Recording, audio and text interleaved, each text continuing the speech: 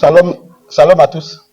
On a entamé depuis ce dimanche une série d'enseignements qui devraient nous permettre de mieux aborder le thème de l'année.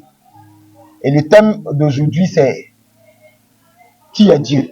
En fait, c'est ça, connaître Dieu. Donc, on est dans la phase de connaître Dieu. C'est ça, non, fidèle? On est dans la phase de connaître Dieu. Connais-tu le Dieu avec qui tu marches? Bon, aujourd'hui, on va parler de ce Dieu miséricordieux bienveillant. Voilà, aujourd'hui, c'est une série de 3 enseignements jusqu'à la retraite. Connais-tu le Dieu avec qui tu marches? Connais-tu le Dieu avec qui tu marches? Et aujourd'hui, on verra une facette de ce Dieu-là, le Dieu bienveillant et lent à la colère, bienveillant, miséricordieux, lent à la colère. Amen. Donc, on va baisser la tête, on va prier, demander à Dieu de nous instruire, de nous parler, afin que vous et moi, nous puissions avancer en eau profonde. Dieu d'Abraham, d'Isaac et de Jacob, daigne dans ta grande miséricorde ouvrir notre intelligence.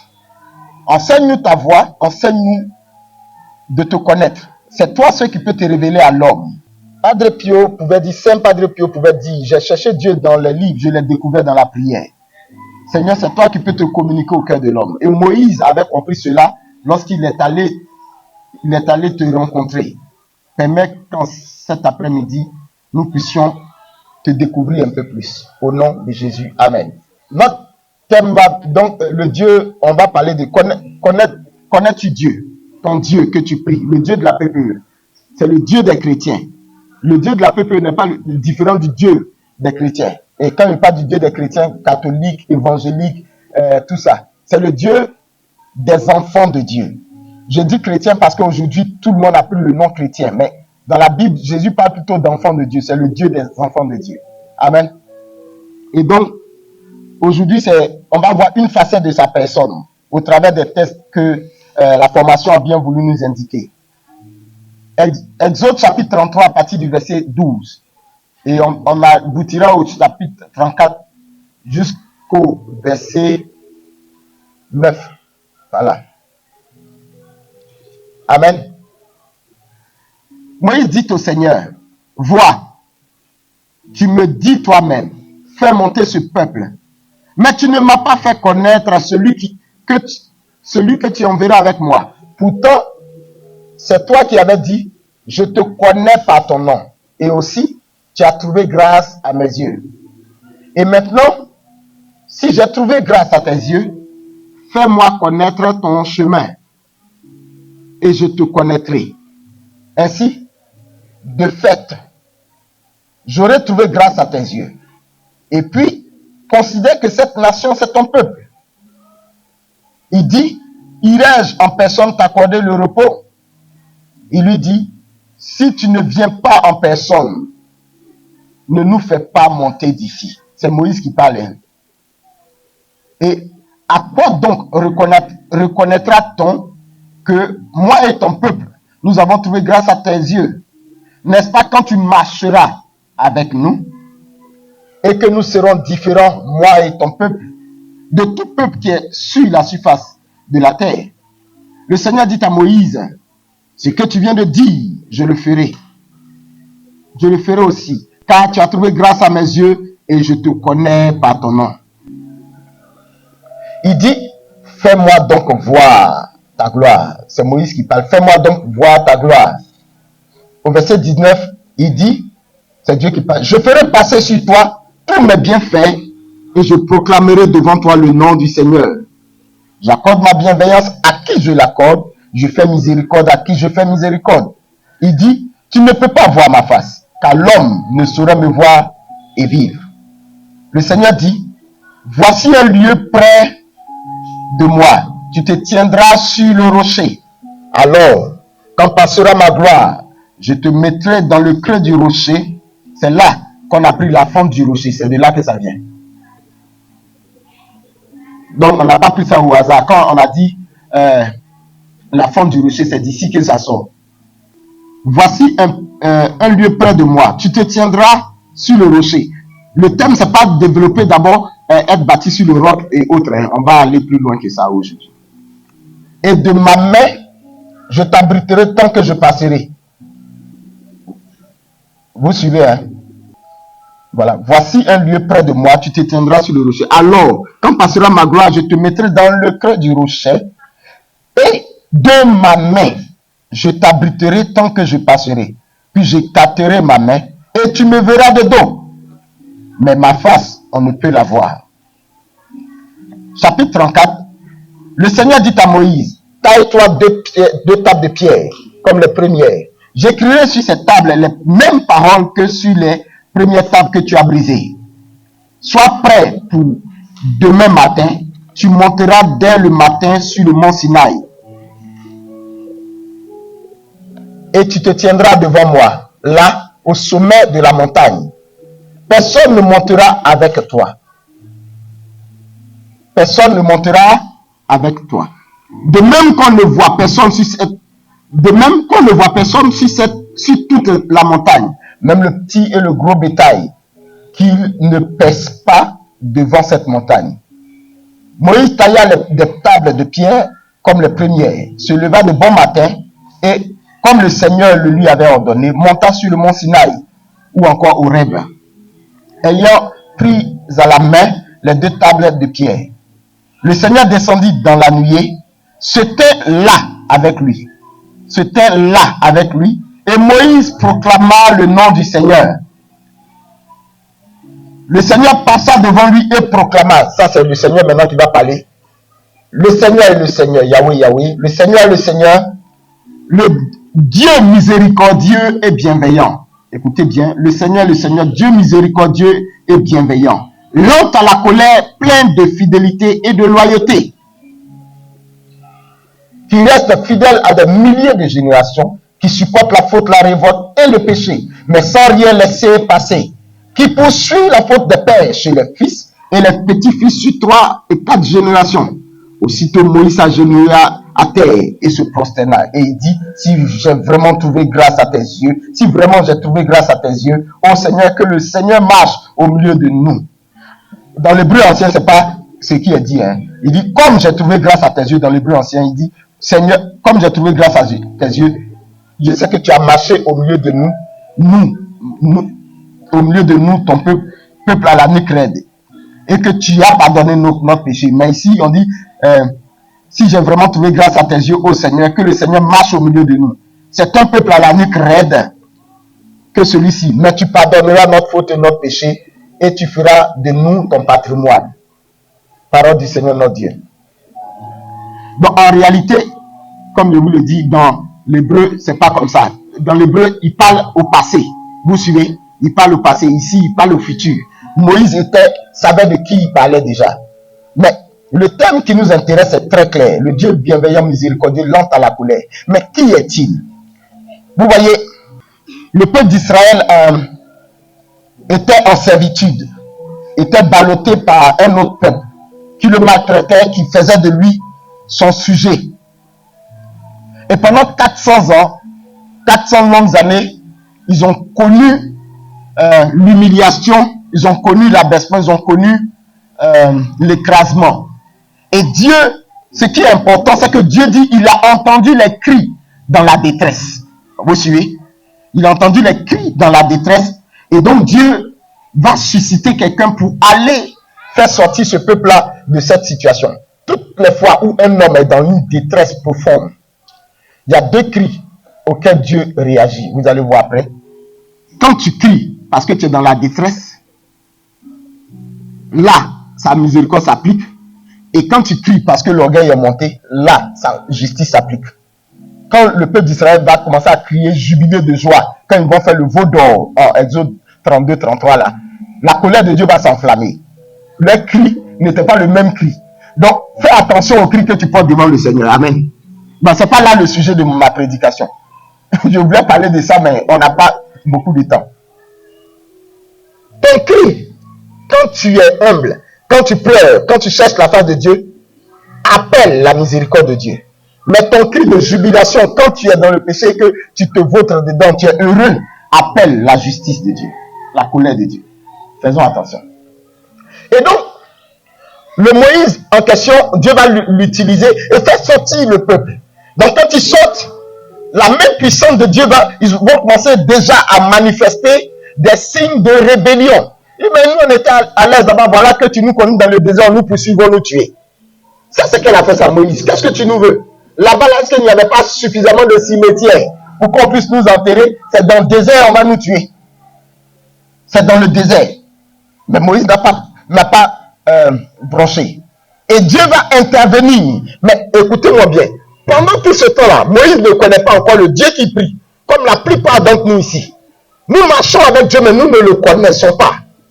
Mais des situations vont nous donner l'impression que nous connaissons ce Dieu que nous prions. Par exemple, tu es face à une situation, tu as prié, tu as eu un exaucement, tout de suite, tu dis, mon Dieu, c'est le Dieu qui exauce. Mais qui est-il réellement?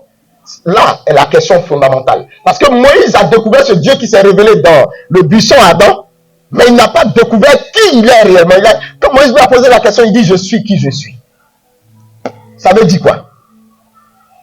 Donc, Moïse est resté dans un flou. Il est resté dans un nuage. Il ne comprend pas. Mais je suis qui je suis. Qu'est-ce que tu veux que je retienne, moi, Moïse? Qu'est-ce que tu veux que je sache? Voilà pourquoi dans cette section-là, que nous lisons, vous allez voir qu'il dit, je veux te connaître. Dis-moi qui tu es. Parce que Moïse n'est pas rassasié. Moïse ne peut pas se contenter du fait qu'il dise, je suis qui je suis. Ça ne suffit pas à Moïse. Donc, Moïse veut quelque chose d'autre. Et suivez bien le message. Et donc le peuple va récriminer contre Moïse et contre Dieu. Mais ce peuple va voir la puissance de Dieu se manifester. La mer, je ne sais pas si quelqu'un peut imaginer un cours d'eau, une étendue aussi vaste que l'océan ou bien que la mer, se séparer. Je ne sais pas si quelqu'un imagine. Et la Bible dit, quand ça se formait, ça formait une digue à gauche, une digue à droite. Vous imaginez, je ne sais pas si quelqu'un imagine, l'eau qui est en train de faire boubou, et puis c'est bloqué ici, quoi. Comme s'il y a quelque chose qui bloque. Mais toi, tu mets ta main dedans. Peut-être même tu vois le requin à côté de toi. Et Dieu a séparé ce jour-là. Dieu s'est manifesté de façon puissante, sachant qu'avant cela, il s'est manifesté encore au peuple. Comment? Quand on les poursuivait, la nuit pour éclairer le peuple afin qu'ils ne faiblissent pas, il était lumière pour eux. Dieu se transformait en lumière, une colonne de feu, les conduisant dans l'obscurité pour qu'ils ne se perdent pas. Mais pendant le jour, il devenait alors, il les éclairait. Pendant le jour, alors que les ennemis voyaient très clair, Dieu devenait colonne de nuée pour empêcher les gens de les voir. Il est brouillard. Pour empêcher, c'est-à-dire Dieu, vous voyez comment il agit, hein? Pour son peuple, il devient feu pour éclairer, mais pour l'ennemi, il devient brouillard pour perdre la raison aux autres. Mais tout ça là encore, on ne connaît pas c'est qui ce Dieu. Un Dieu qui se manifeste comme ça, qui sépare la mer, mais qui est-il au juste, fondamentalement? Moïse est inquiet. Et voilà encore que quand il sort, il jubile tout ça. Bien évidemment, Moïse, lui, veut connaître Dieu qui est aussi puissant, qui manifeste gloire et sainteté. Donc Moïse va, sur instruction de ce Dieu qu'il n'a pas encore vu, qu'il ne connaît pas, il va monter sur le mont Horeb pendant 40 jours. Et la Bible nous dit que les 6 premiers jours, Moïse était en train de parler à Dieu, il priait pendant 6 jours. Et le reste du temps, Dieu va commencer à instruire Moïse. Mais là encore, Moïse ne le connaissait pas. Mais il sait seulement, Moïse a découvert qu'il est le Dieu tout-puissant. Il a découvert que ce Dieu-là est le créateur du ciel et de la terre. Mais Dieu ne s'est pas encore révélé à lui. Je ne sais pas si tu vois. Dieu peut se manifester puissamment dans ta vie. Alors, tu ne le connais que dans la façon dont il se manifeste. C'est-à-dire, il peut te secourir par rapport à une adversité, par rapport à un problème. Et toi, ton idée de ce Dieu-là, c'est que c'est un Dieu qui sauve. Mais le jour que tu seras face à une autre adversité, tu auras l'impression que ce Dieu n'existe pas. Parce que n'oubliez pas, les dieux païens, les païens qui adoraient d'autres dieux, ils avaient des dieux. On a Athéna, la déesse de la guerre. Donc, c'est quelqu'un qui est toute puissante aussi dans la guerre. Mais elle ne donne pas la paix. Vous voyez, le Dieu soleil qui éclaire, Dieu en même temps il était soleil, on a Apollon. Mais il éclaire seulement, ça s'arrête là. C'est le plus beau, voilà, il guide les hommes, mais ça s'arrête là. On parle d'intelligence, il était très intelligent, mais ça s'arrête là. Mais et la suite? Donc, le Dieu de fécondité, c'est qui? Les Astartés. Mais nous, en même temps, ce Dieu-là, il est en même temps fécondité. Donc, toutes les divinités, en réalité, tout leur pouvoir se retrouvait en ce Dieu. Donc, si Dieu se révèle à toi dans un certain caractère, avec une certaine partie de sa personne, ne dis pas que c'est ce Dieu-là que tu connais. Voilà pourquoi Moïse était inquiet. Parce que Moïse se rend compte qu'en réalité, Dieu s'est manifesté, il a fendu la mer, il a accompli d'abord même les signes en Égypte, les 12 plaies, c'est ça, les 10 plaies d'Égypte. Il a accompli des signes prodigieux. Il a vu ça, Moïse. Il a vu même le buisson en feu. Mais il se rend compte qu'en réalité, un Dieu aussi puissant, je ne le connais pas. Je suis sûr qu'il a une facette que moi, Moïse, n'a pas encore découvert. Et donc Moïse se plaisait à prendre du temps à rester dans la présence de Dieu. Et pendant qu'il était avec Dieu, une chose importante, c'est que la loi morale ou la loi spirituelle que Dieu va établir, les 10 commandements, n'est pas une œuvre humaine. C'est la main de Dieu même qui a écrit cette loi. Vous suivez? Et il a remis. Donc, vous voyez, quand Dieu écrit une loi, c'est pour la remettre à l'homme, pour régir la communauté humaine, pour aider l'homme à pouvoir vivre. Il a remis cela, mais à qui? Au chef du peuple. Donc, une chose importante aussi, bon, ce n'est pas le lieu de la prédication, mais je fais un clin d'œil important. Quand on est dans des groupes, il y a des règles qui sont établies, mais ça passe par les chefs, ce n'est pas par toi. Il faut respecter ça aussi. Dieu passe par les responsables, il établit des lois. C'est à toi de t'y conformer ou pas. Mais ça ne passe pas par l'individu qui est en bas là-bas. Jamais de la vie. Pour preuve, quand on veut écrire la Constitution, vous et moi, on n'est pas associés. Non. On prend les constitutionnalistes, les dangereux, ils finissent de fabriquer tout ça, et puis on nous explique de façon générale, on ne lit même pas tout. On nous explique, et puis on dit, bah, référendum, tu es d'accord ou pas? Voilà. Donc il faut comprendre que Dieu aussi a établi des personnes pour écrire des choses. C'est pas toi. Même si tu as les idées les plus brillantes, pardon, il faut garder ça pour toi, ou bien il faut t'approcher, mais il ne faut pas dire que pour toi, là, pourquoi on n'a pas mis dedans? Parce que Dieu passe par des personnes pour se révéler aux gens. Amen. Continuons notre histoire. Et donc ce Moïse-là, Dieu se manifeste, et puis il a écrit la première loi. Mais pendant qu'il est en train de causer avec Dieu, n'oubliez pas, les 5 premiers livres de la Bible, qui racontent l'histoire de l'humanité, ont été écrits par qui? Par Moïse. En réalité, Moïse était assis face à Dieu, et puis Dieu lui racontait comment il a créé l'humanité. Est-ce que vous imaginez cette intimité que Moïse avait avec Dieu? Je ne sais pas, moi je disais, plus jeune, je dis, il y a 2 personnes pour lesquelles moi je veux aller au paradis. Excuse-moi, Dieu, il a dit à Dieu. Mais c'était Moïse et David, les deux là. C'est à cause d'eux que moi je veux aller au paradis. Et puis troisième là, c'est Paul. Je dis, comment Moïse, je ne sais pas si quelqu'un imagine, comment quelqu'un peut tellement trouver grâce aux yeux de Dieu que Dieu s'assoit pour lui raconter comment lui il a fait son œuvre. Et dans la Bible, vous allez voir, il dit, vous là, quand il cause à vous là, c'est dans les règles, dans les choses. Mais Moïse, comment il parle? On va lire après Exode, peut-être si on a le temps. Dans le livre de l'Exode, chaque fois que Moïse entre à la tente d'assignation, c'est pourquoi vous êtes là. Il y a un Moïse ici en tout cas. Chaque fois que vous venez à la tente d'assignation, la Bible dit que automatiquement la nuée descend, Dieu descend. Et puis, la Bible dit que les deux sont ensemble et puis ils causent. Ah! Quel genre d'homme est ce Moïse? Quel genre d'homme est ce Moïse? Et donc c'est celui-là à qui Dieu va dire, taille 2 tables de pierre, moi je vais à nouveau écrire les commandements parce que tu as cassé le premier. Mais pourquoi Moïse aurait cassé le premier commandement, les premières tables? C'est parce que voici quelqu'un qui est en train de constituer une nation. La nation israélite n'existait pas encore. Ils sont sortis, donc ils vont constituer une nation.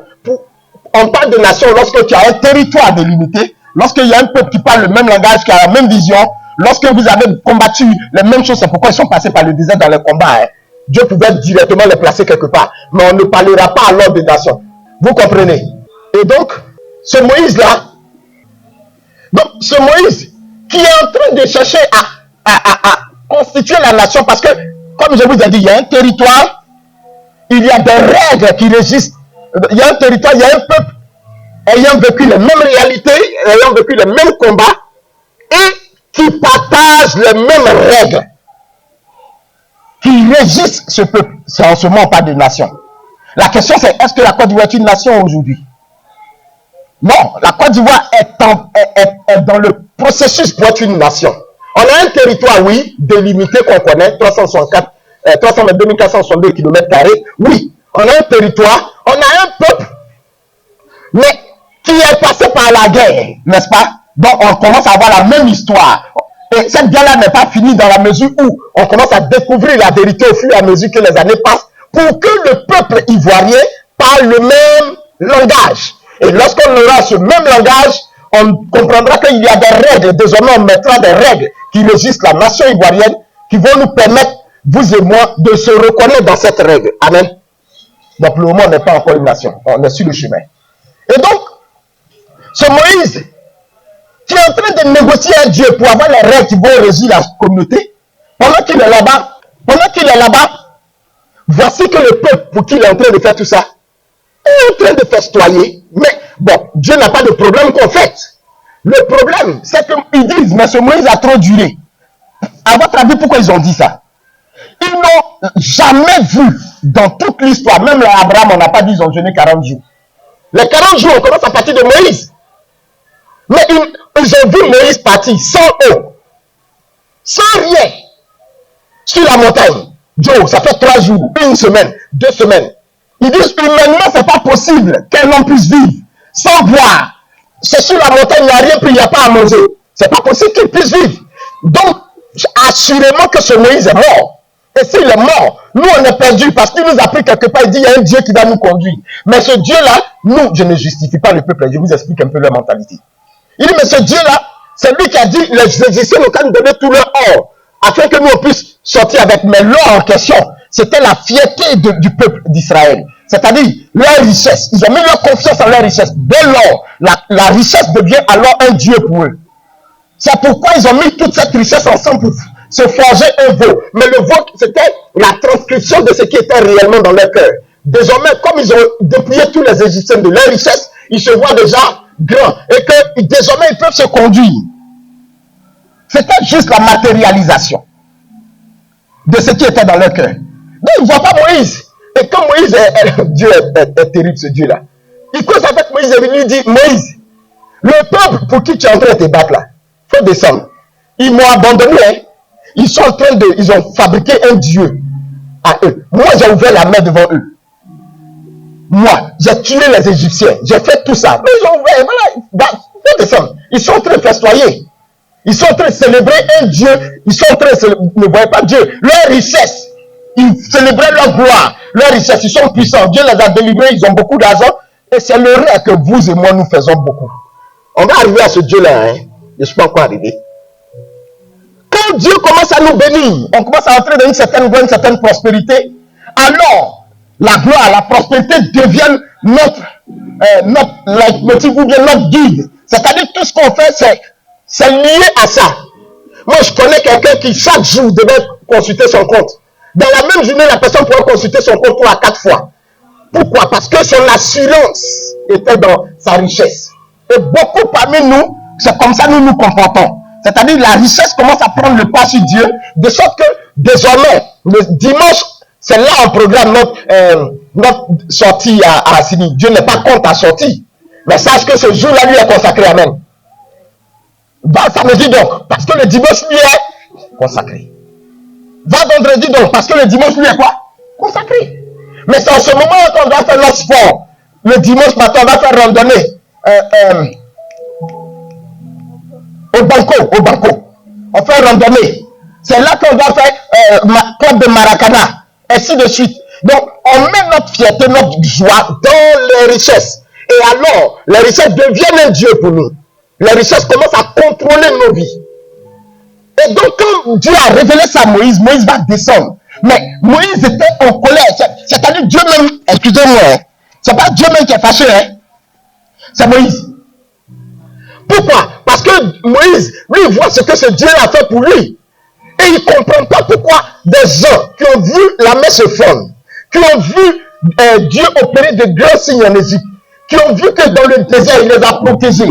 La nuit, il s'est transformé en feu pour les accompagner. Ils étaient éclairés, il n'y avait pas de problème. Le matin, il devenait nuit pour les protéger contre les ennemis. Il ne comprend pas, Moïse, que ce peuple-là puisse ne pas croire à ce Dieu et se fabriquer et mettre leur confiance en leur richesse. Il ne pouvait pas comprendre. Donc Moïse, qui venait avec la loi, qui allait désormais régir la société israélite, se met en colère. Il vient et il prend les deux pierres, il fracasse. Écoute-moi, même si nous vivons de quelque manière que ce soit, aucun péché ne peut briser la loi de Dieu. Aucun. La loi de Dieu reste immuable. Il dit, voici, personne ne pourra retracer un mot à ma parole. Il dit, non, jamais ne passera. La parole de Dieu jamais ne passera. Jamais. Donc même si Moïse veut ne pas briser, si tu as brisé, ça ne veut pas dire que Dieu ne veut pas se constituer un peuple, te constituer un peuple. Pour preuve, quand j'ai lu, il a dit, fais de nous ton patrimoine, ton peuple. Donc, Moïse a brisé. Et quand ça s'est passé, donc, Dieu était en colère, il a ouvert la terre, Dieu a enterré 14 000 personnes. Il a plus que ça même, il a enterré beaucoup de personnes, il a enterré les gens. Dans sa colère. Je ne sais pas si vous pouvez imaginer. Donc déjà, tout de suite, il y a quelque chose qui se passe. Moïse voit un Dieu qui a manifesté puissance, mais tout de suite, quand Moïse se fâche avec la table, il jette comme ça, Dieu est capable d'enterrer des personnes. C'est pourquoi quand il va donner, il dit qu'il poursuit la faute sans rien laisser passer. Donc Moïse découvre une autre facette de Dieu. Dans nos histoires, dans notre marche avec Dieu, il y a des moments où on est confronté à des situations où on a des malheurs, des difficultés, où Dieu nous tape. En ce moment-là, on se rend compte que Dieu n'est pas seulement agneau miséricorde, mais il est aussi lion. Amen. On se rend compte que ce Dieu-là, on ne le connaissait que d'une facette. Mais il a une autre facette qu'on ne connaît pas. Et c'est alors bon pour nous, pour vous et moi, que nous découvrions l'autre facette.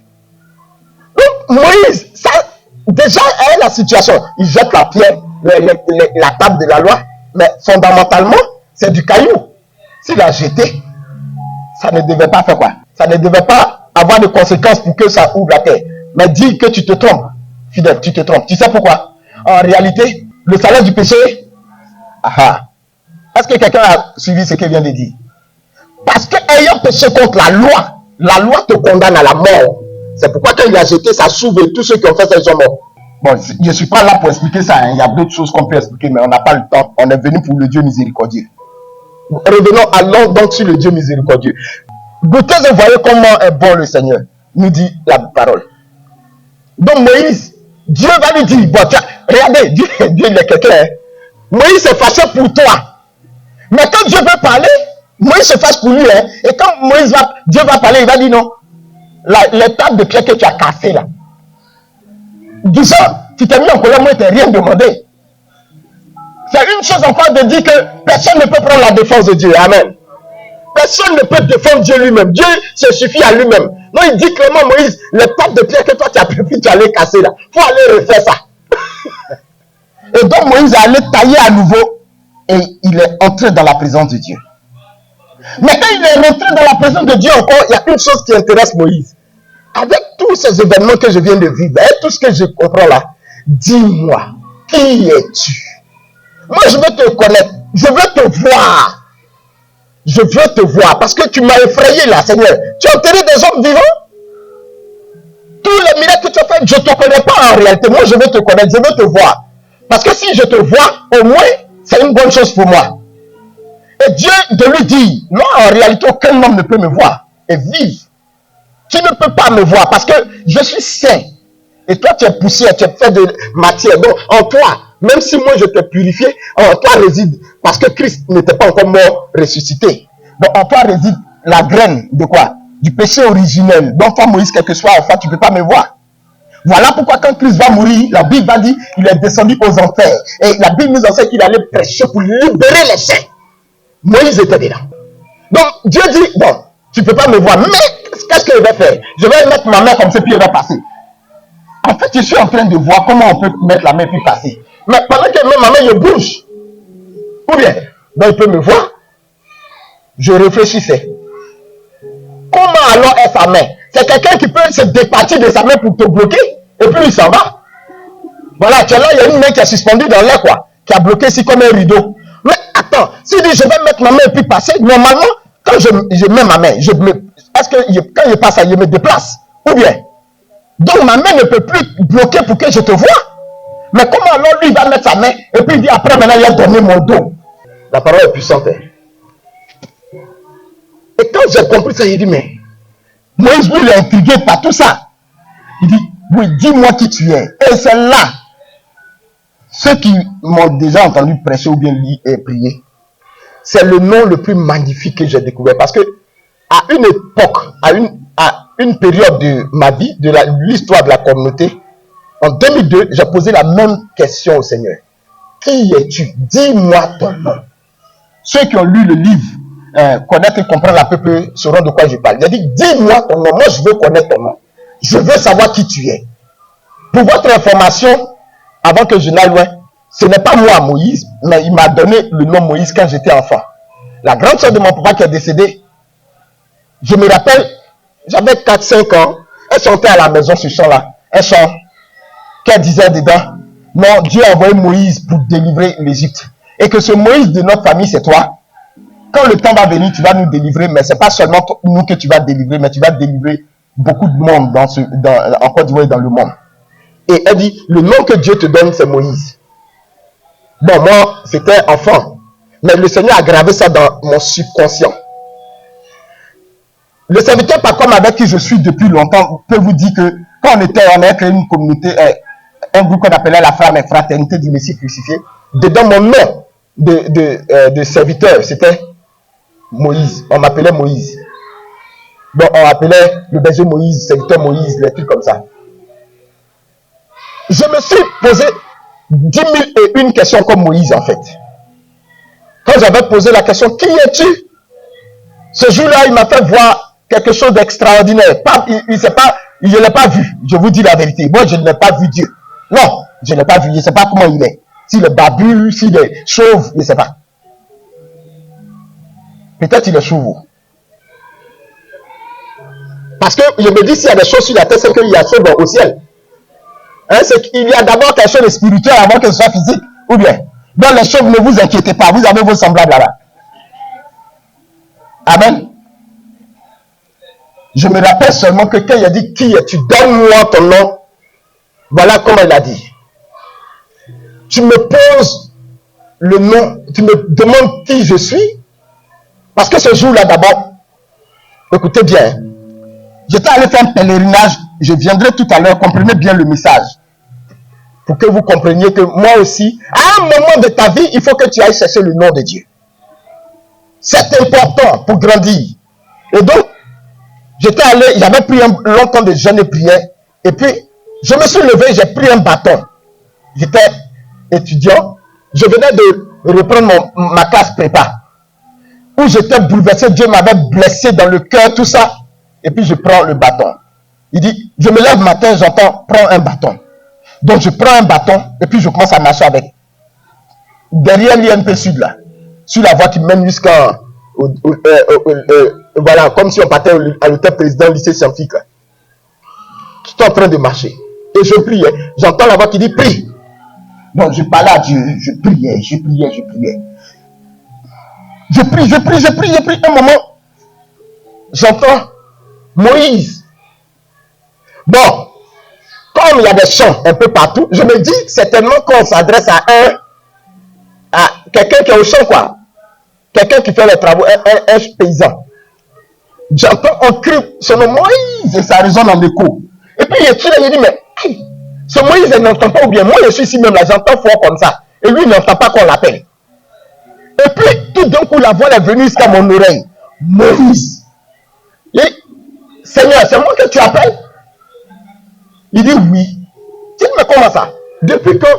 Est-ce que il dit depuis toujours, il était toujours appelé Moïse. Tu as oublié et il me rappelle. Et puis il dit, mais que tiens-tu en main? Il dit un bâton. Cela te rappelle qui dans ma parole? Il dit effectivement, ton serviteur Moïse avait ça. Il dit, je l'avais envoyé où? Il dit dans le désert pour prier. Je t'envoie où? Il a donné. Et puis il dit, ah, mais pourquoi tu m'appelles Moïse? Bon, si tu m'appelles Moïse, tout comme tu t'es révélé à Moïse, je veux savoir qui tu es. Donne-moi ton nom. Parce que les gens disent tu t'appelles Jéhovah. Les d'autres disent tu t'appelles comme ceci. Ils ont commencé à citer quoi? Donne-moi ton nom. Je vous promets humblement, c'est le même nom que j'ai reçu là.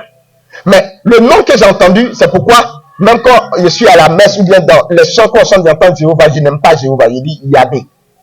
Il dit, j'ai entendu qu'il a dit, ça dit, tu veux connaître mon nom, tu veux connaître automatiquement toute la forêt autour de moi, les arbres, les animaux, quoi.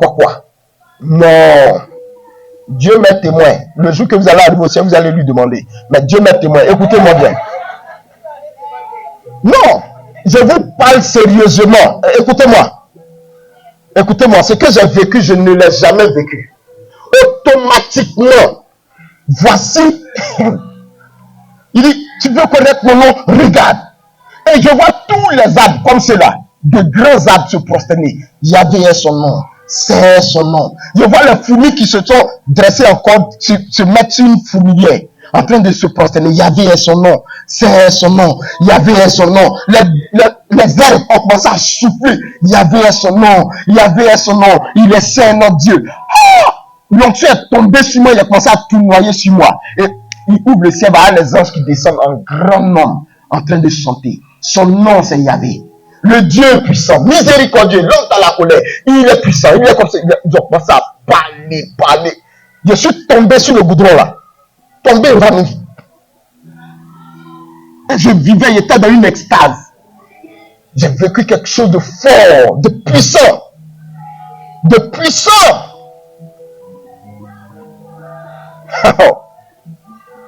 Fils, il dit, je relâche sur toi le manteau de Moïse, mon serviteur.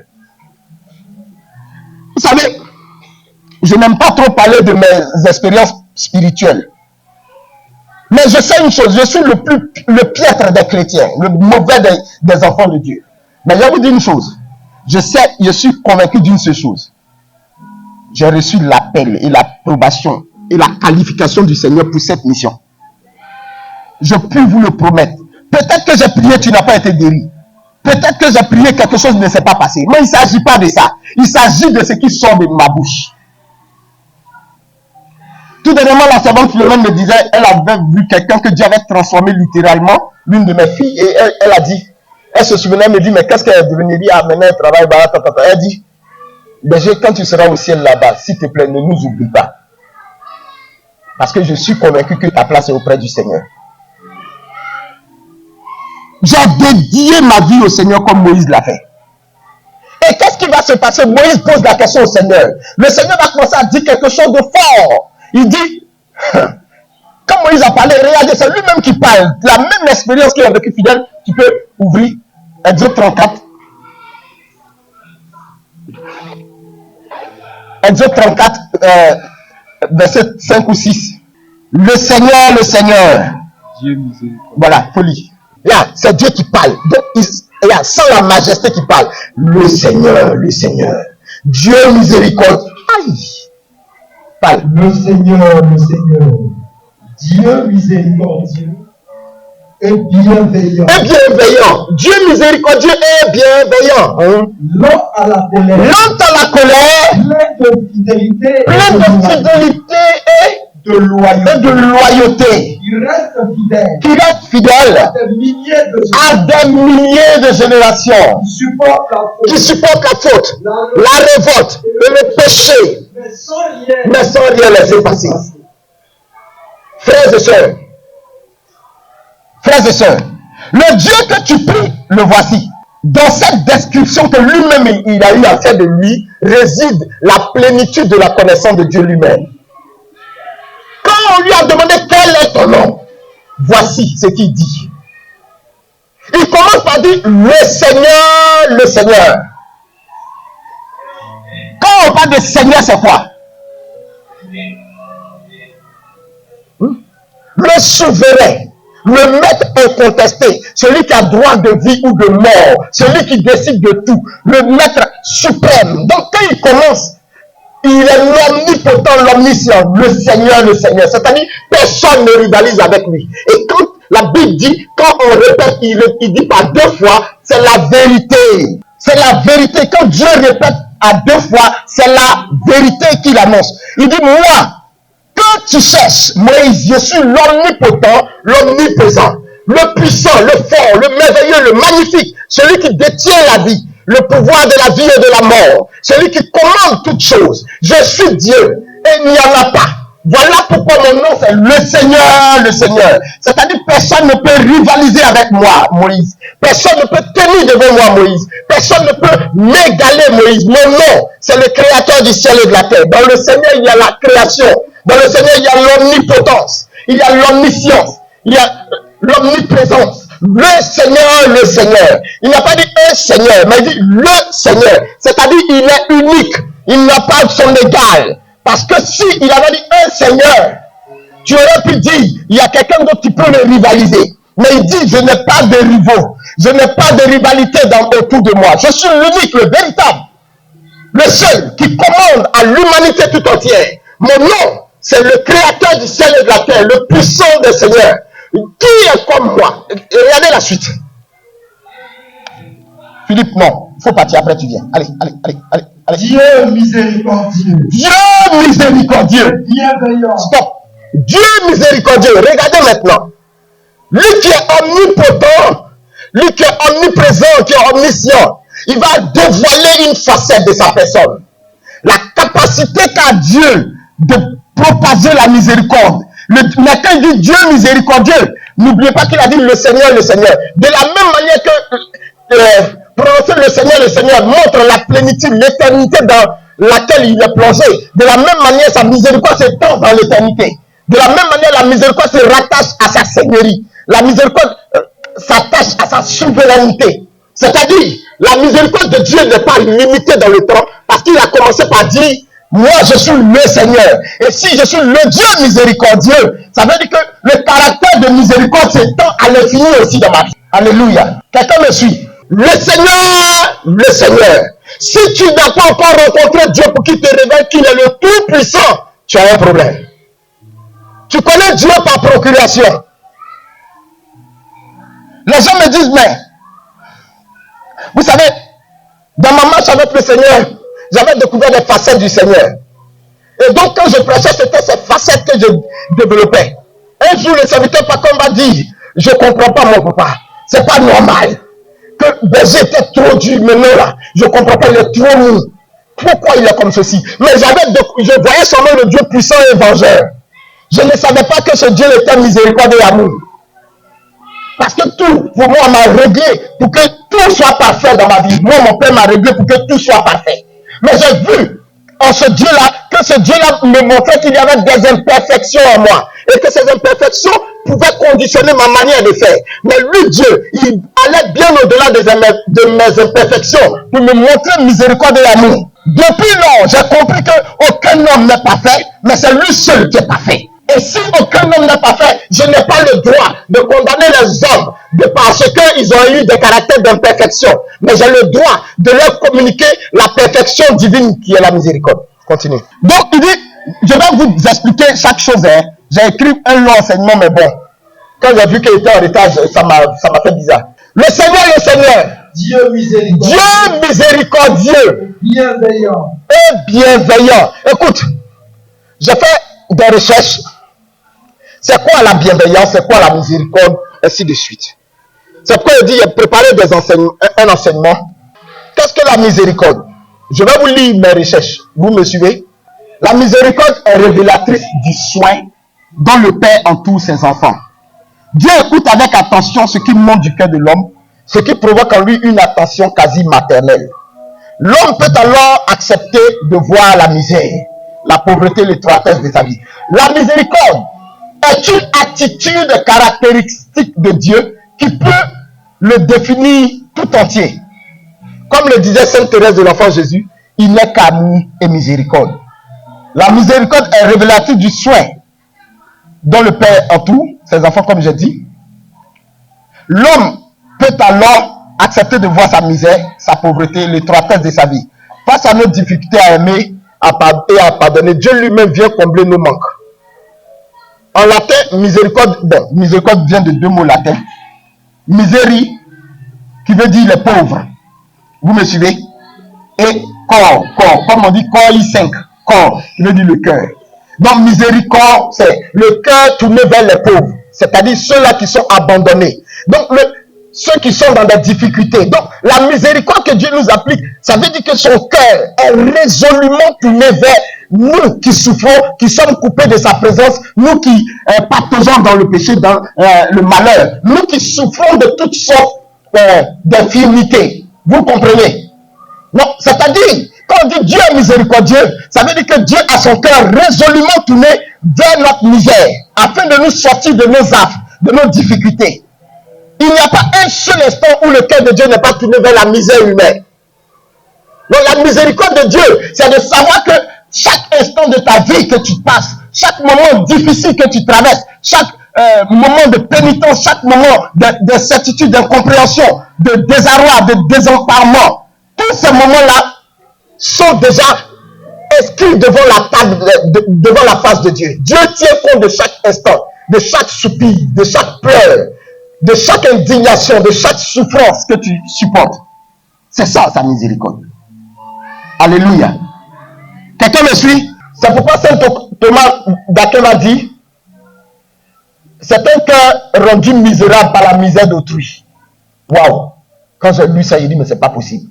Saint Thomas d'Aquin dit, la miséricorde, c'est un cœur rendu misérable par la misère d'autrui. C'est-à-dire, Dieu est malheureux parce que tu es malheureux. C'est ce que ça veut dire. Et nous avons toujours prêché ça. Chaque fois qu'un homme, une personne parmi nous est malheureuse, Dieu également est malheureux. Quelqu'un me suit? Chaque fois que quelque chose échoue dans ta vie, Dieu est malheureux. Quand les choses ne vont pas comme tu le veux, comme ça devait être forcément pour toi, Dieu aussi est triste comme tu es triste. Amen. C'est pourquoi il continue de dire, la miséricorde, c'est la compassion pour toutes les formes de souffrance. C'est la compassion pour toutes les formes de souffrance. Être miséricordieux signifie montrer plus de compassion pour une personne alors qu'elle ne le mérite pas. Vous me suivez? Être miséricordieux signifie montrer plus de compassion pour une personne alors qu'elle ne le mérite pas. Et cela est rendu possible par l'expiation de Jésus-Christ. Notre Père Céleste connaît nos faiblesses et nos péchés. Il fait preuve de miséricorde lorsqu'il nous pardonne nos péchés, nous aide à retourner demeurer dans sa présence. Je n'aurai pas le temps parce que le temps court. En Tite chapitre 3, Tite 3, verset 3. Je vais parler de 6 types de miséricorde. Avant que je ne continue, c'est important que vous et moi nous sachions. Il y a la miséricorde de Dieu pour nous sauver, selon Tite 3. La miséricorde de Dieu, pourquoi? Pour nous sauver. Si fidèle, tu peux retrouver Tite 3. La miséricorde de Dieu pour nous sauver. Tu as trouvé? Je continue. Deuxième, la miséricorde de Dieu pour nous régénérer. En 1 Pierre 1, on voit ça. Donc, la miséricorde de Dieu pour nous sauver. Il y a la miséricorde de Dieu pour nous régénérer. Troisième, la miséricorde de Dieu, la miséricorde pendant notre pèlerinage sur la terre. C'est-à-dire comment il nous assiste pendant notre pèlerinage en 2 Corinthiens chapitre 1. Quatrième élément, la miséricorde pour le service. Lorsque Dieu nous appelle à son service, selon 2 Corinthiens 4, 1, il y a une miséricorde qui accompagne. C'est-à-dire Dieu sait nos imperfections, de sorte que toi et moi, lorsque nous ne faisons pas bien, Dieu quand même nous accorde sa pitié. Contrairement à Satan, dans l'équipe de Satan, si tu n'as pas fait bien le travail, on te tue. On passe à autre chose. Ou bien on te remplace bien fait, vite fait. Mais Dieu, lui, il ne fait pas ça. Sixième, c'est la miséricorde que Dieu nous donne au trône de la grâce. En Hébreux 4, verset 14 à 16. La miséricorde que nous obtenons au trône de la grâce. C'est-à-dire, quand nous nous jetons au pied du Seigneur au trône de la grâce, sa miséricorde coule, parle en notre faveur. Et la sixième forme de miséricorde, c'est la miséricorde pour la vie éternelle, selon Jude 21. La miséricorde pour la vie éternelle. Amen. Amen. Donc je vais m'arrêter là sur la miséricorde pour que vous et moi, nous voyions déjà l'étendue. C'est pourquoi, quand Paul dit quelle est l'étendue de l'amour de Dieu, quelle est sa hauteur, quelle est sa profondeur, quelle est sa longueur, quelle est sa largeur. L'amour de Dieu. L'amour de Dieu. L'amour de Dieu traduit sa miséricorde infinie. Vous me suivez? Avant qu'il ne continue, je voudrais rapidement qu'on chante ce chant-là. L'amour de Dieu est si merveilleux, l'amour de Dieu. On reprend. L'amour de Dieu est si merveilleux. Oh, quel amour. Alléluia, l'amour de Dieu est si merveilleux, l'amour de Dieu est si merveilleux, l'amour de Dieu est si merveilleux. Oh, quel amour, il est si haut, qu'on ne peut le surmonter, si profond, qu'on ne peut le sonder. Il est si vaste, qu'on ne peut le contourner. Oh, quel amour! Il est si haut, qu'on ne peut le surmonter, si profond, qu'on ne peut le sonder. Il est si vaste, qu'on ne peut le contourner. Oh, quel amour! Frères et sœurs, si tu as connu un Dieu vengeur, un Dieu qui te condamne tout le temps, voici ce que lui-même il dit de lui. La première fois qu'il se révèle à l'homme, c'est pourquoi notre Seigneur Jésus-Christ, dès que on va lui dire, Seigneur, apprends-nous à prier. Il dit, quand vous priez, dites notre Père. La première chose, Dieu qui est notre Père. Un Père montre miséricorde. Un Père assiste ses enfants. Il n'abandonne pas. Donc, il dit, dites notre Père. Et Dieu se révèle à Moïse, il dit, écoute-moi bien. Mon nom, c'est Yahweh. Mais le Dieu miséricordieux. Miséricordieux. Je connais vos faiblesses et vos incapacités humaines. Je connais vos limites humaines. Je connais vos tergiversations. Je connais qui vous êtes. Regardez, il a dit à Moïse, je t'ai appelé par ton nom. Je t'ai appelé par ton nom. C'est-à-dire, je te connais dans le détail. C'est moi qui t'ai appelé. Est-ce que c'est toi qui m'as appelé? Est-ce que vous pensez que le péché de demain est caché à Dieu? Est-ce que quelqu'un pense que ces actes de demain ou dans 10 ans sont cachés à Dieu aujourd'hui? Dites-moi. Et pour que justement l'homme ne soit pas coupé de sa présence, il dévoile sa face véritable, la miséricorde. Pour que l'homme sache que dans 10 ans, dans 20 ans, dans 30 ans, je sais ce que tu vas faire. Mais sache que je suis le Dieu miséricordieux. Mais regardez la suite. C'est le miséricorde rime avec justice. Miséricorde. Amen. Parce que l'erreur, c'est de tomber dans une présomption. Non, c'est de tomber dans cette bassesse de dire que, en fait, c'est un vulgaire Dieu. Parce que si c'est miséricorde, simplement, je suis libre d'agir comme je veux, n'est-ce pas? Mais non, il va au-delà, vous allez comprendre. Deuxième caractéristique, il dit, le Dieu miséricordieux est bienveillant. Bienveillant. C'est-à-dire quelqu'un qui veille au bien permanemment de celui qu'il aime. Il veille au bien. C'est-à-dire toute l'action de Dieu sur la terre, c'est de veiller au bien de chacun de nous. À ton bien et à mon bien. Tout ce que Dieu fait. On peut ne pas comprendre pourquoi il laisse telle situation nous arriver. On peut ne pas comprendre pourquoi notre situation perdure. Mais en réalité, toute chose concourt au bien. Toute chose concourt au bien. Donc c'est la bienveillance de Dieu qui se manifeste à ton endroit, mon frère, ma soeur. Quelqu'un me suit? Toute chose concourt quoi? Au bien. Je peux te dire assurément que si tu n'étais pas dans une telle posture, peut-être que tu avais perdu la vie de Dieu depuis toujours. Tu peux dire, mais berger, tu ne comprends pas, je suis dans une situation irrégulière, c'est pas normal. Oui, Dieu le sait. Amen. Dieu le sait. La présomption de laquelle tu parles, c'est le fait que certaines personnes peuvent se dire, bon, je ne pêche pas, je ne fais pas ça, je ne sais pas où est le problème même dans tout ça. Miséricorde là. Jésus dit, celui à qui on a beaucoup pardonné manifeste beaucoup plus d'amour. Parce qu'il y a des gens, ils ne se voient pas pécheurs en fait. Donc ils ne voient pas en quoi est-ce que la miséricorde de Dieu s'applique à eux. Ils ne comprennent pas la miséricorde. Parce que ils ont une conception erronée de Dieu. Là où tu penses que tu ne pêches pas, certainement que tu es le plus grand ou la plus grande des pécheresses. Parce que si Dieu ouvre l'état de ton cœur, vous savez, on est allé en mission tout dernièrement, la modératrice et moi, puis on revenait. Et puis j'ai cogné, non, j'ai eu balle.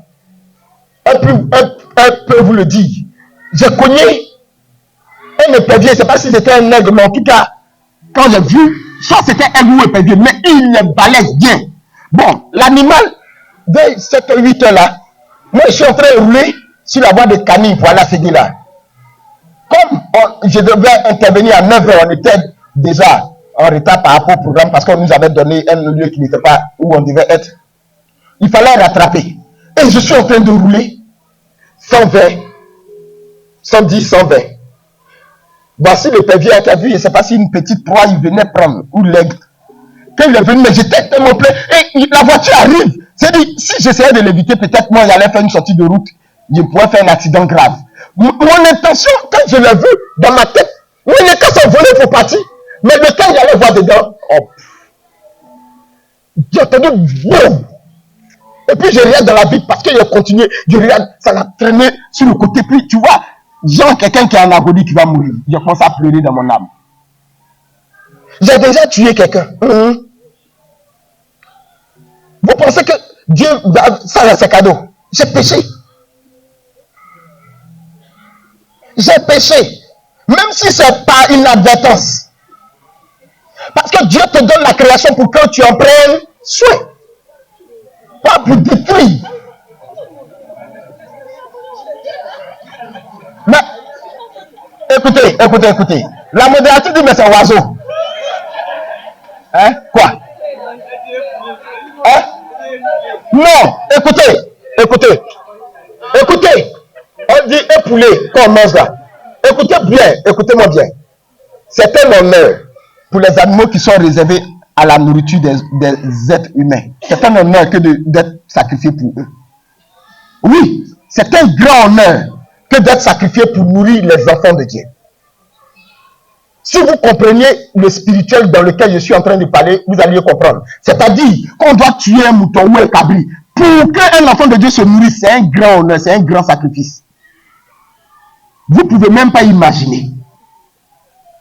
Si vous aviez l'œil spirituel, vous alliez voir que les animaux ont eux. Quand on veut choisir là, il dit moi je veux aller en premier. Vous ne pouvez pas imaginer ce que je suis en train. Bon, le problème est vous, c'est que vous êtes. Rentrez un peu dans le spirituel, vous allez comprendre.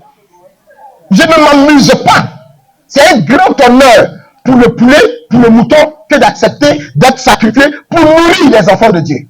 C'est pourquoi c'est en cela que j'ai parlé à mes chiens. Je leur ai dit, le jour que vous mordez un être humain, vous avez péché contre le Seigneur. Mais par contre, si c'est un être humain qui a de très mauvaises intentions, vous défendez alors la propriété du Seigneur. Vous pouvez le mordre. Vous le ramenez à l'ordre.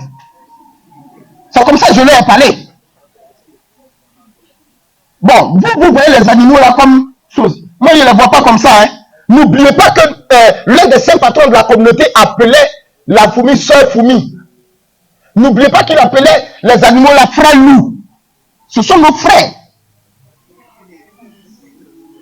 J'insiste. Bon. Bonjour Sylvestre. Il faut leur dire, le jour que nous faisions notre pèlerinage, les fourmis ont envahi un endroit. On voulait s'asseoir, lui, il a commencé à les tuer. Il dit non, il ne faut pas les toucher. Il faut parler à ces fourmis, il faut négocier. Les fourmis, c'était sous un arbre. Vous pensez que, attends, c'est pas parce que je suis homme que j'ai le droit de les balayer, de faire ce que je veux. Dieu leur a donné un territoire. Dieu leur a donné leur portion d'héritage. Et quand nous sommes arrivés, il voulait faire ça. Il a dit non, tu ne fais pas ça. Et je me suis mis à genoux. J'ai dit, sœur fourmi, excusez-moi. On est en pèlerinage pour aller rencontrer notre Dieu, votre Créateur. Accordez-nous de pouvoir dormir juste ici, on est fatigué. Mais après ça, je vous promets qu'on va partir, on ne va pas vous faire de mal. Demandez à mon frère que voici. Les fourmis là se sont écartées, elles ont fait un cercle autour de nous. On a dormi là. Elles ne sont montées sur personne. Vous pensez que les animaux ne comprennent pas? Les fourmis nous ont entourés. Quand on a fini de faire notre sieste, on s'est levé. Je lui ai parlé à nouveau et dit, vraiment, cher fourmi, merci beaucoup. C'était la fourmi mania, hein. Il dit merci beaucoup pour ce que vous avez fait pour nous. On va partir, mais moi je prierai aussi pour vous. Merci beaucoup. Et quand j'ai fini de leur dire ça, ils sont revenus à leur place. Pour toi, c'est banal. Moi, je ne suis pas banal comme toi. Moi, je comprends les choses autrement. Dieu a donné à l'homme de régir la création, de gérer la création.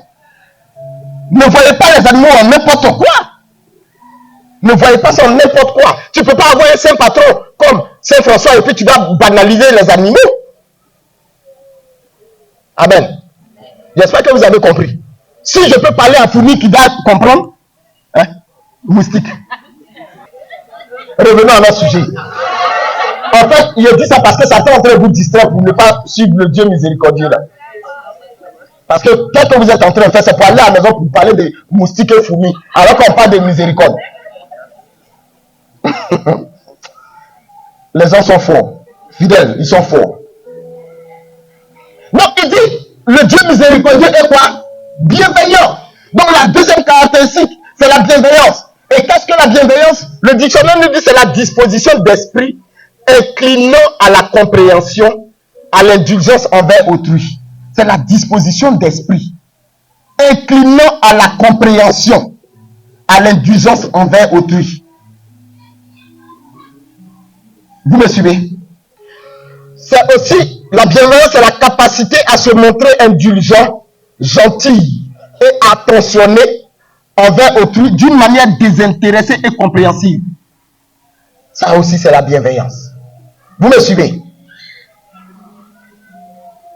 La bienveillance est la disposition affective d'une volonté qui vise le bien et le bonheur d'autrui. C'est la disposition affective d'une volonté qui vise le bien et le bonheur d'autrui. Vous voyez? Donc, ce qu'il dit, c'est que Dieu a sa volonté qui est disposée à veiller à notre bien et à notre bonheur. La volonté pleine de Dieu, c'est notre bien et notre quoi? Bonheur. C'est pourquoi on dit le bienveillant. Lui-même, c'est pas on dit, lui-même il dit je suis bienveillant. C'est-à-dire, moi Dieu, je travaille à votre bonheur, à votre, ma volonté première, c'est d'être disposé à votre bonheur et à votre bien. Amen. Donc voilà ce qu'il dit. Donc, premier élément, non seulement il nous pardonne tout, mais deuxièmement, il travaille à nous rendre heureux. Il travaille à notre bonheur. Amen. Continue. Lent à la colère. Lent à la colère, écoutez. Plein de fidélité. Stop. Lent à la colère. Voici un Dieu que toi et moi nous prions, qui prend tout son temps. Je disais à mes frères que si Dieu est pressé par rapport à une chose, c'est le salut des âmes. Mais s'il est lent à une chose, c'est la perte d'une âme. Amen. Dieu est pressé pour le salut des âmes, mais il est lent pour la perte d'une âme.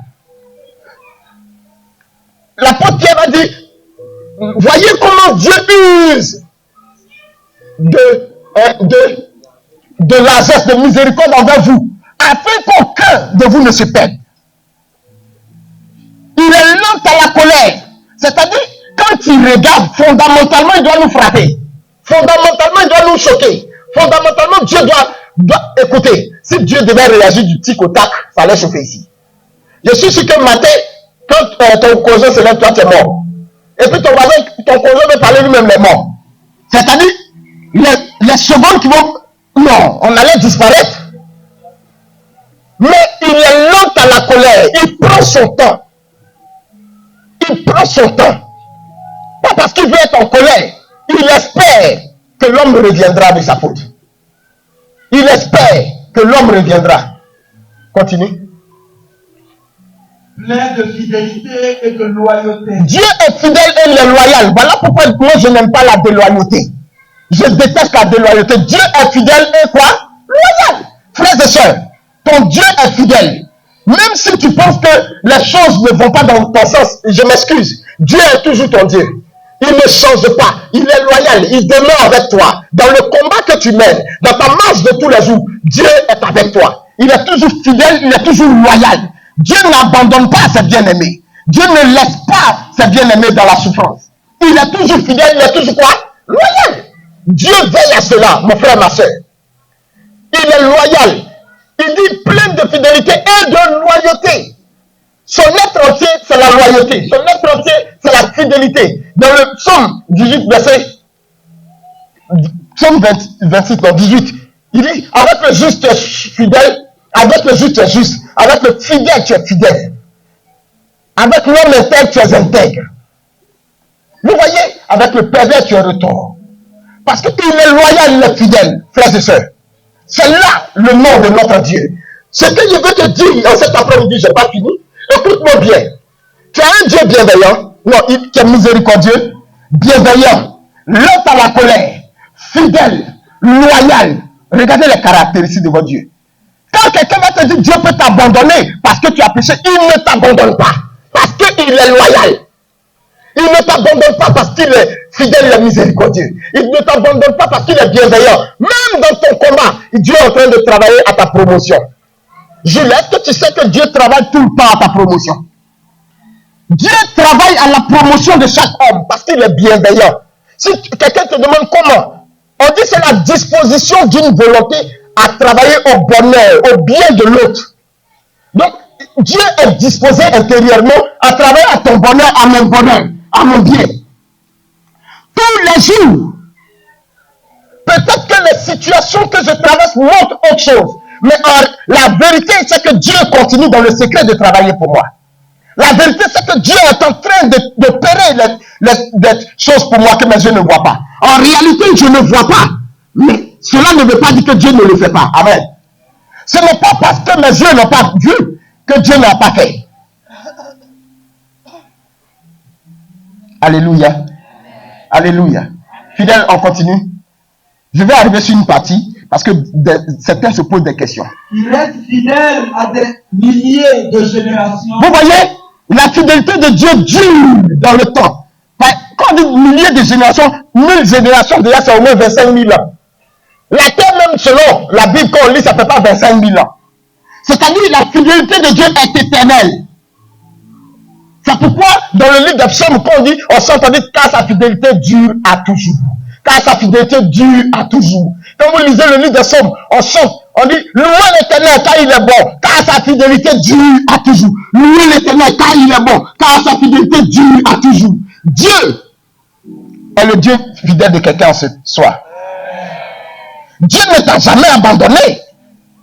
Vous savez, moi aussi je connais des combats.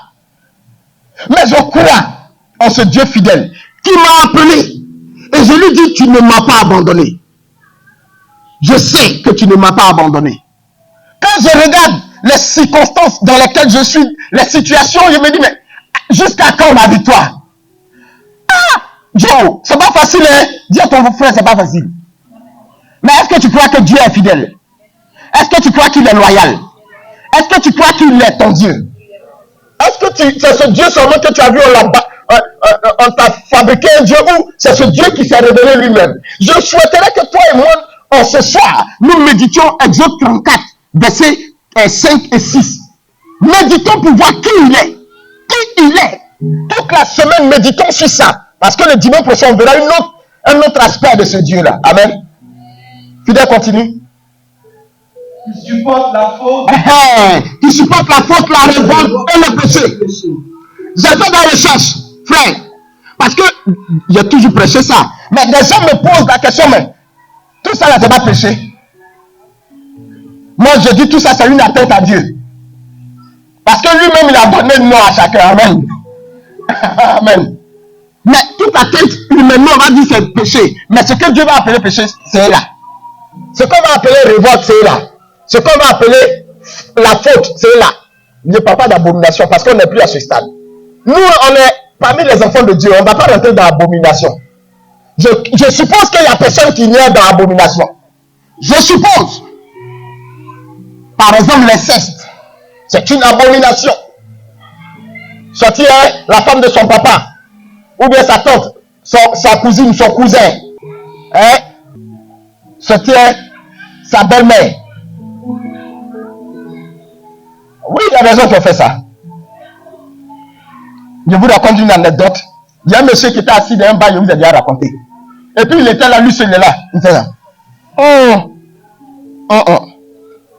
Donc, depuis 6 heures, il est assis quand il est midi. Il a Donc, il y a un monsieur qui le regarde, il vient dire, mais mon frère, il y a quoi? Depuis ma tête, c'est là, mais dis-moi, c'est quel problème? Il dit, Le monsieur a tellement insisté, il lui raconte l'histoire. Il dit, son ami est venu le voir, et le gars, il a enceinté sa femme, sa belle-mère était chez lui, il a enceinté sa belle-mère, et puis sa belle-soeur était là, il a enceinté sa belle-soeur. Donc, il ne sait pas comment il va faire. Et puis, il est venu le voir lui, quoi. Donc, quand il a fini de lui raconter, le monsieur a dit,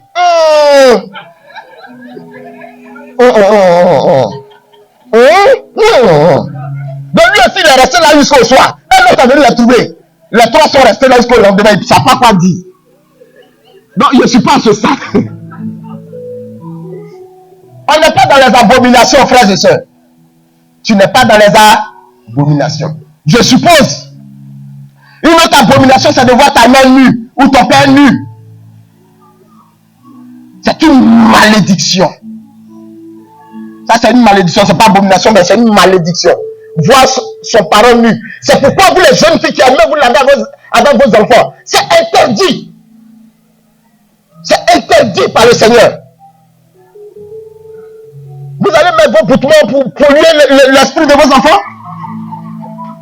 Vous ne savez pas que vos vêtements sont déjà pollués par le péché? Arrêtez vos histoires là. Tu ne faut pas te laver à ton fils. Never. C'est les femmes là qui aiment les bêtises pareilles. Mais c'est la vérité, c'est la plupart du temps, c'est les femmes. Elles vont se laver à leur fille. Je ne sais même pas ce qui peut se passer dans leur tête. Ou bien elles sont en train de s'habiller. Et puis l'enfant rentre, ils sont dehors. C'est quoi? Qu'est-ce que tu veux? Ton fils rentre, il te voit. C'est une abomination. Revenons à notre histoire. C'est pas parce que Dieu est miséricordieux que tu vas aller faire ça. Donc on dit, tu supportes la faute, la révolte et le péché. Mais sans rien laisser passer. On dit qu'il poursuit la faute, c'est bon, la faute, la révolte et le péché, il peut vous définir après, mais écoutez, il dit qu'il supporte la faute, la révolte et le péché, mais sans rien laisser passer. Qui poursuit la faute de paix. Les gens ont mal interprété cette parole. Disant que, mais mon papa a péché là, qu'est-ce que ça a à voir avec moi? Oui, tu poses une très belle question. Dans le livre de Ézéchiel, Dieu dit, non, il dit, les gens disent, les parents ont mangé les fruits, les raisins verts, et les dents des enfants se sont trouvées agacées. Dieu dit non, il ne s'agit plus de ça. Chacun est responsable de sa faute. Mais alors, qu'est-ce que Dieu est en train de dire ici? En réalité, un enfant qui continue dans le péché de son papa, de sa maman, qui continue dans les mêmes choses. Regardez, on peut être et puis on est dans des familles animistes. Tu as entendu parler de Jésus-Christ, mais tu continues dans la pratique animiste. Dieu poursuit la faute. La conséquence qu'il prenait pour frapper ton papa, ça va te frapper aussi. C'est ça, justement. Parce que la parole de Dieu ne se dit pas. La parole de Dieu ne vient pas en contradiction. Dieu dit, si tu continues dans le même travers que tes parents, les mêmes conséquences qui s'appliquaient à tes parents vont s'appliquer à toi. C'est ça qu'il poursuit la faute des parents sur les fils. Mais si le fils a bien vécu, il vit bien selon la loi du Seigneur, pourquoi tu veux que Dieu le frappe? Alléluia. Tu es en paix maintenant, tu peux dormir en paix. Parce que si ton papa allait faire n'importe quoi que tu n'es pas dedans, tu n'es pas dedans. Amen. Mais seulement, il y a une chose. C'est en ce moment-là que je vais te parler de ce que tu cherches. Quand nous commettons un péché, c'est un virus qui contamine nos enfants. Si l'enfant est prémuni contre ce virus par le sang de l'agneau, par une vie de sanctification, il est sauvé. Mais s'il n'est pas prémuni, le péché là alors va agir sur l'enfant qui va se comporter comme nous. Amen. Est-ce que quelqu'un l'a compris? Le péché originel est comme un virus. Tu suis? Tout péché que nous commettons est comme un virus. Quand nous le commettons, il a tendance à affecter. Quand tu es dans une famille, ça affecte quand même ta famille. C'est comme si tu es grippé, le virus de la grippe là, quand tu as éternué papillon, ça s'est promené dans l'air, ton enfant qui est à côté a pris ça. Mais si l'enfant est prémuni contre ce virus, ça ne va rien faire. Mais s'il n'est pas prémuni, qu'est-ce qui va se passer? Lui aussi, il va prendre le même virus, il va commencer à éternuer papillon. Toi, tu as fait un papillon, lui fait 2 fois papillon. Et alors, sa vie est gangrénée par le même péché. La conséquence qui s'appliquait à toi s'applique aussi à lui. Amen. Parce que je réfléchis beaucoup à... Des gens posent la question, ils disent, mais pourquoi la parole de Dieu se dédie? Elle ne se dédie pas. Elle ne se dédie pas. C'est des interprétations erronées que nous avons. Amen. Maintenant, c'est quoi la faute? La révolte et le péché. J'ai écrit mon enseignement, c'est tellement long. Seigneur. Bon, allons sur la faute. La faute est l'action volontaire ou non, ou encore l'omission qui porte atteinte aux droits d'autrui en lui causant un dommage. C'est le fait de manquer. Manquement à la règle morale. C'est manquer à une règle morale. C'est une faute. C'est pas quelque chose de permanent. Il y a quelque chose qui s'est passé, une omission. Tu vois, non? Ça peut être volontaire aussi. Tu as fait, par exemple, prenons un cas. Je devais aller rendre visite à Mathé. Elle a préparé tout ça un matin. Et puis, exprès, je n'y vais pas. Bon, Dieu lui, la miséricorde, on n'a pas dit de me tuer. Elle dit, Mathé va me tuer. Tout miséricorde que moi j'ai prêché là, toi, Manila, tu n'as pas entendu. Hein. Donc, ici, tout de suite, c'est une faute vis-à-vis de Mathé. Vous suivez, non? C'est volontaire. Hein? Hier, par exemple, il y avait le mariage de l'une de mes filles. Je devais y être. Mais j'étais dans mes djabou là, je n'ai pas pu aller au mariage. Elle m'a envoyé un émoticône là, j'ai compris. C'est une faute. C'est pas un péché. C'est une faute. Vous me suivez? Maintenant, je reprends, c'est l'action volontaire ou non, ou encore l'omission qui porte atteinte aux droits d'autrui, en lui causant un dommage. Par exemple, si ma fille m'avait vu, certainement que sa joie de mariage aurait été plus grande. Parce que quand je l'ai connue, elle était au CE1. Jusqu'à être devenue une jeune belle demoiselle, quand elle se marie, elle aurait aimé que son papa soit là. Bon, elle m'a poussé. Je vais aller te voir. Si tu m'entends, je vais aller te voir. La faute aussi, la faute vient du latin populaire fallita, qui veut dire faillir. Donc, c'est manquement à la règle morale, ou bien à une prescription religieuse. C'est un manquement à la règle morale, puis à une prescription religieuse. On définit encore par manquement à une règle, au devoir qui découle d'un contrat, ainsi de suite. Manquement, il y a beaucoup, hein. C'est manquement à une norme, un principe, une procédure. La faute aussi, c'est la responsabilité de quelqu'un ou de quelque chose dans un acte coupable. Une erreur, un manquement. Maintenant, revenons à la révolte. Qu'est-ce que la révolte? Écoutez bien, c'est une action violente par laquelle un groupe ou une personne se révolte contre l'autorité. Déjà, tu te révoltes contre quoi? L'autorité. Contre la règle sociale établie. La révolte, c'est l'attitude de refus et d'hostilité devant une autorité. C'est une contrainte. Vous voyez, c'est de façon volontaire, tu te révoltes. Par exemple,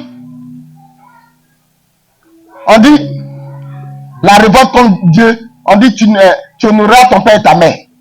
Et puis tu dis, mais ils ont fait quoi pour moi? Ils ont fait quoi pour moi? Je ne fais rien du tout pour eux. Qu'est-ce qu'ils ont fait pour moi? J'ai souffert seul dans la vie.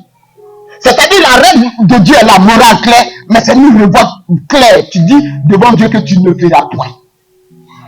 Tu me suis, non? Donc tu te rebelles contre l'autorité, contre Dieu lui-même. Vous voyez un peu? Donc, il y a la révolte. Et il y a le péché qui est un état de vie.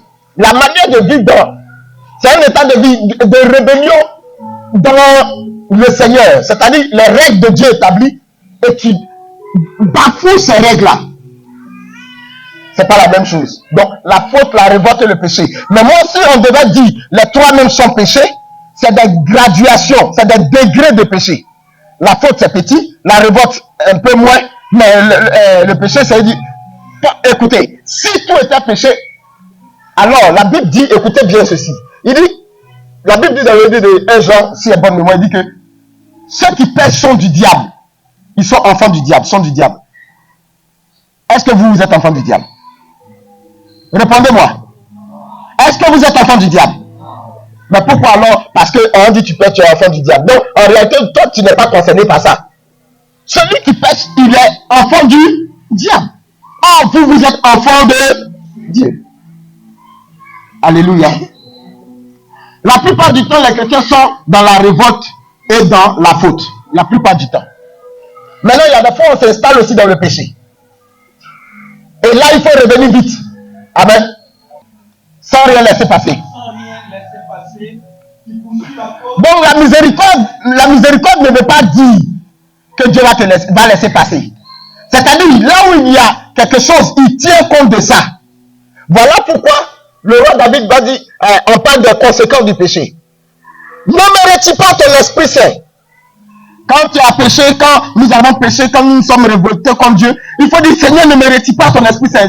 C'est pour moi la prière la plus importante qu'un chrétien devra faire tous les jours de sa vie.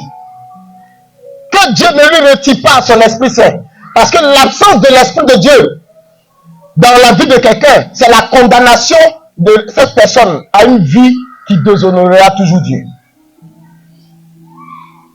La présence du Saint-Esprit en quelqu'un est l'alliance que Dieu te ramène toujours sur le droit chemin. Mais si tu n'as pas... Le roi David était informé, regardez. Le roi David a vécu cette situation avec Saoul. Quand Saoul a péché contre Dieu, la Bible dit l'Esprit de Dieu s'est retiré de lui. Et alors, Saoul a été livré à lui-même faisant ce qu'il veut. Et il se rendait même pas compte qu'il offensait Dieu. Même quand il allait réveiller Samuel avec une nécromancienne, Samuel dit, mais tu as péché quand même moi là, tu viens me troubler encore. Il dit, mais il a fait quoi? Je ne sais plus quoi il a fait. Vous voyez, c'est-à-dire, tu t'établis, la perte de la présence de Dieu t'établit dans une situation de désagrégation où tu ne peux plus rien faire. Tes pensées, ta mentalité, tout est détruit en ce qui s'y par le mal. Amen. Frères et sœurs, je vais m'arrêter là, je ne veux pas aller loin. Le Dieu que nous prions, premier élément, il est important à un moment donné de ta vie de te retirer pour aller parler avec lui, pour qu'il se révèle à toi. Mais Dieu soit loué, tu peux ne pas l'entendre comme moi, quelqu'un l'entend comme Moïse l'a entendu, n'est-ce pas? Mais tu peux au moins, écoutez-moi bien, tu peux au moins découvrir son nom au travers de sa parole. Il a donné son nom. Et s'il a donné son nom à Exode 34, verset 5 et 6, il faudrait que toi aussi, tu sois capable de commencer à étudier pour comprendre qui il est. Il faut comprendre qui il est. Les caractéristiques qu'il a données te rassurent surtout. Il est le Seigneur, c'est-à-dire l'omnipotent, celui qui gouverne. La souveraineté de Dieu s'établit de par le monde. Amen. Kevin, tu comprends, hein? La souveraineté de Dieu s'établit, c'est-à-dire c'est lui qui gouverne ta vie, c'est lui qui est le chef, c'est lui qui commande toutes choses. Amen. Deuxième chose, le Dieu bienveillant. Non, miséricordieux et bienveillant. Deuxième chose, la miséricorde est la base de son trône. Et il est bienveillant, c'est-à-dire tout ce qui se passe, Dieu travaille à ma promotion. Dis à ton frère, l'Éternel travaille à ma promotion. Rien de ce qui se fait dans ce monde, écoutez, ne se fait pour aller contre toi. Tout ce qui se fait dans ce monde milite en ta faveur. Tout ce qui se passe dans les autres pays du monde milite en ta faveur. Quelqu'un peut me dire, mais comment? Regardez, la voiture, pour que tu puisses tourner le volant, quand tu es en train de rouler, il faut que le moteur soit en marche. Toute une machine se met en marche pour que tu puisses redresser le volant. Bravo. Toi, tu es le volant du Seigneur. Pour que la roue puisse se mettre en mouvement, il faudrait que tu prennes l'accélérateur.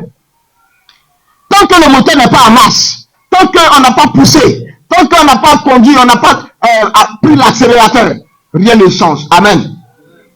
Quelqu'un en ce soir doit savoir que le Dieu qui prie, ce n'est pas n'importe quel Dieu.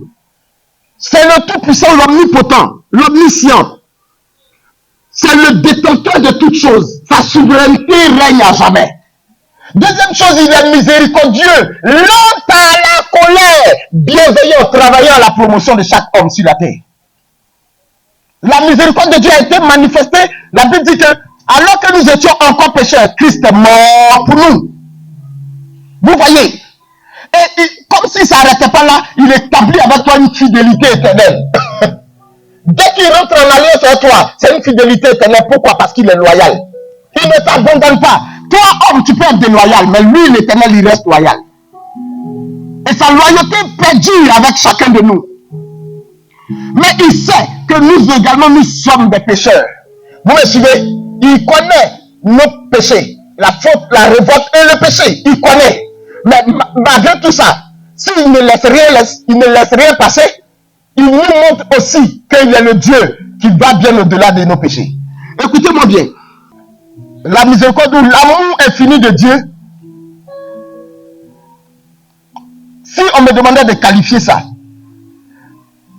c'est ce volcan qui explose et qui embrasse tout sur son chemin. Quand vous voyez les laves qui descendent là, qu'est-ce qui peut résister aux laves? Même l'eau, même au contact de cette lave, s'évapore. Et maintenant, si on veut aller plus loin, l'amour infini de Dieu, c'est l'océan que vous voyez. Quel niveau de volcan même peut éteindre l'océan? Qu'est-ce que les hommes peuvent faire pour détruire l'eau?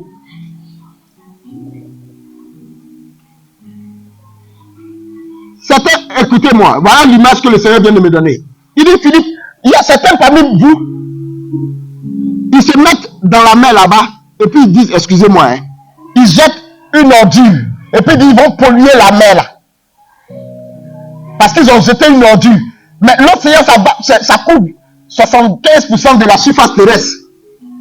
Et puis parce qu'il a versé ordure là au bord de Port-Bois ici, il dit ça va polluer toute la mer. Il dit, en quoi est-ce que cette ordure là peut polluer la mer? En quoi est-ce que ton péché là peut éteindre mon amour pour toi? Alléluia. En quoi est-ce que ton acte là peut faire disparaître mon amour? Tu vas polluer mon amour. C'est pas possible. Alléluia. Tu vas te lever, on va prier. Tu dis au Seigneur, aujourd'hui je sais qui tu es. Moïse m'a fait savoir qui tu es. Moïse nous a fait découvrir aujourd'hui qui tu es. Ton nom c'est le Seigneur, le Seigneur. Le Dieu bienveillant, miséricordieux, lent à la colère. Plein de miséricorde, de bienveillance. Qui pardonne la faute.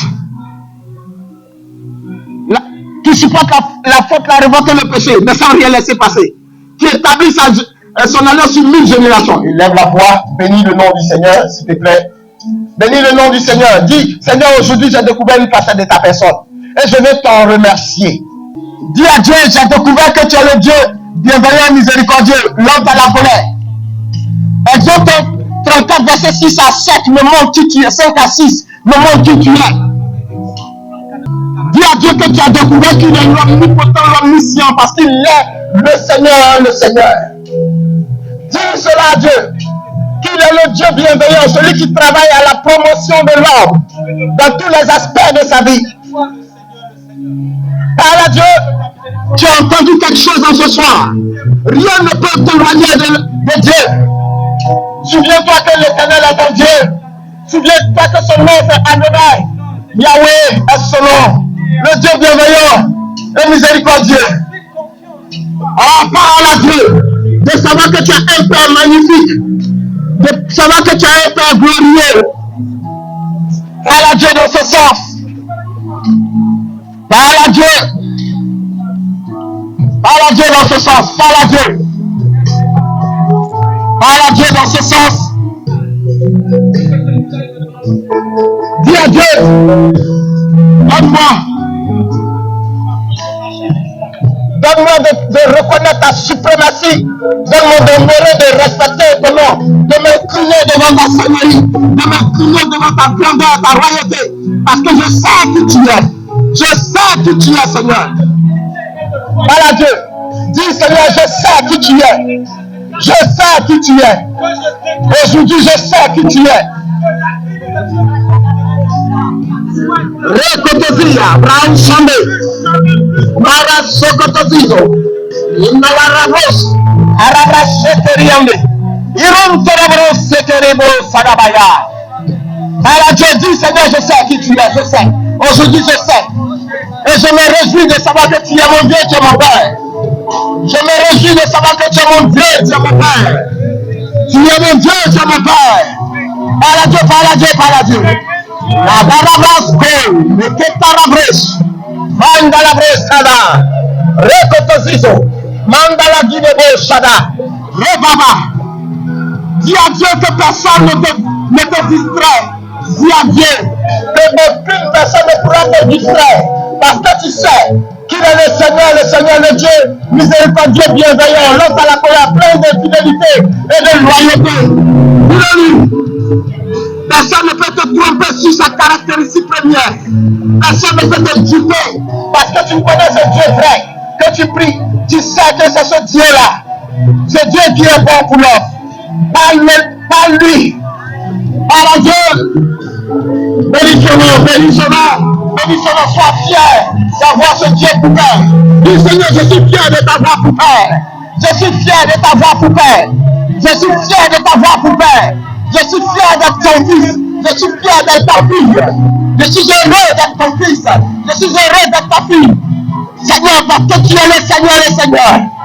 Le Adonai, Yahweh, excellent, le Seigneur, le Tout-Puissant, le Souverain, le Dieu magnifique, le Dieu glorieux. Dis Seigneur, je suis fier de t'avoir pour Père. Je suis fier de t'avoir pour Père. Parle à Dieu, parle à Dieu, parle à Dieu. Nous avons prié, nous sommes exaucés au nom de Jésus-Christ.